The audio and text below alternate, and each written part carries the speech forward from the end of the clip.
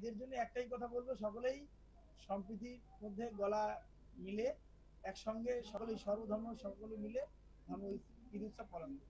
ঈদ উল ফিতর উপলক্ষে ভোরের আলোর ব্যবস্থাপনায় ও আশাদুল মণ্ডলের উদ্যোগে উত্তর 24 পরগনার বারাসাতের বাদু এলাকায় আয়োজিত হলো এক বিশাল বস্ত্র বিতরণ উৎসব। বাদু পেট্রোল পাম্প সংলগ্ন এলাকায় এই কর্মসূচির আয়োজন করা হয়। প্রতি বছরের মতো এবছরও পবিত্র রমজান মাস ও ঈদ উল ফিতরকে সামনে রেখে এলাকায় অসহায় ও দুস্থ মানুষদের হাতে নতুন বস্ত্র তুলে দেন আয়োজকরা। অনুষ্ঠানে উপস্থিত থেকে শুভেচ্ছা জানান বিশিষ্ট ব্যক্তিরা। এদিন উপস্থিত ছিলেন ভোরের আলোর প্রধান উপদেষ্টা, যিনি বারাসাত পুরসভার সিআইসি পান্নালাল বসু, বারাসাত পুরসভার 21 নম্বর ওয়ার্ডের পুরপিতা ডাক্তার বিবর্তন সাহা সহ অন্যান্য অতিথিরা। এছাড়া উপস্থিত ছিলেন শিক্ষা, সংস্কৃতি, তথ্য ও ক্রীড়া বারাসাত ব্লক 1-এর পঞ্চায়েত সমিতি কর্মাধ্যক্ষ শঙ্খ চ্যাটার্জি এবং সংগঠনের সদস্যরা। আয়োজকদের বক্তব্য, সমাজে প্রান্তিক মানুষের মুখে হাসি ফোটাতেই প্রতি বছর এই ধরনের উদ্যোগ নেওয়া হয়। আগামীতেও এই সামাজিক কর্মসূচি চালিয়ে যাওয়ার কথা জানান তারা।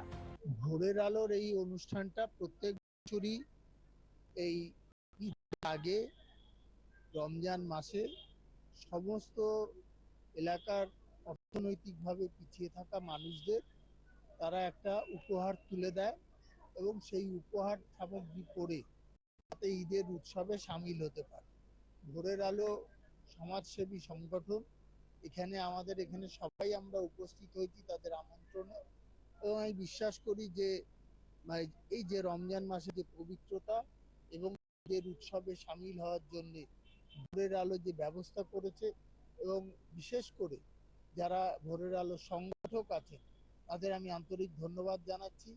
আর সমস্ত রোজাদার যারা আছেন তাদেরকে আমি নমস্কার এবং আল্লাহর কাছে প্রার্থনা করি সকলের মঙ্গল, এবং এই মঙ্গলের মধ্য দিয়ে আমরা ঈদ উৎসবে আমরা এই পবিত্র ঈদ উপলক্ষে সকল গরিব দুস্থ মানুষ, সকল সম্প্রদায়ের মানুষকে আমরা বস্ত্র দিয়ে সহায়তা করে থাকি। কারণ ঈদ উপলক্ষে সকলে নতুন বস্ত্র পরিধান করেন।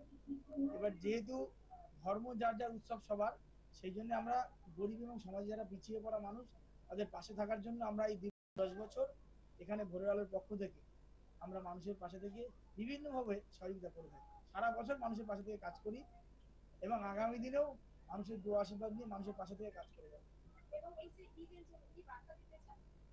ঈদের জন্য একটাই কথা বলবো, সকলেই সম্প্রীতির মধ্যে গলা মিলে একসঙ্গে সকলেই সর্বধর্ম সকলে মিলে ধর্ম ঈদ উৎসব পালন করি।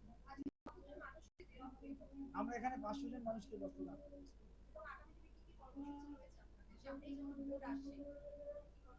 আগামী দিনে মানুষের অন্ন বস্ত্র বাসস্থান, আমরা এইগুলো নিয়েই কাজ করে থাকি। মানুষকে আজকে বস্ত্র দিচ্ছি, কখনো অন্ন দিয়ে সহযোগিতা করে থাকি।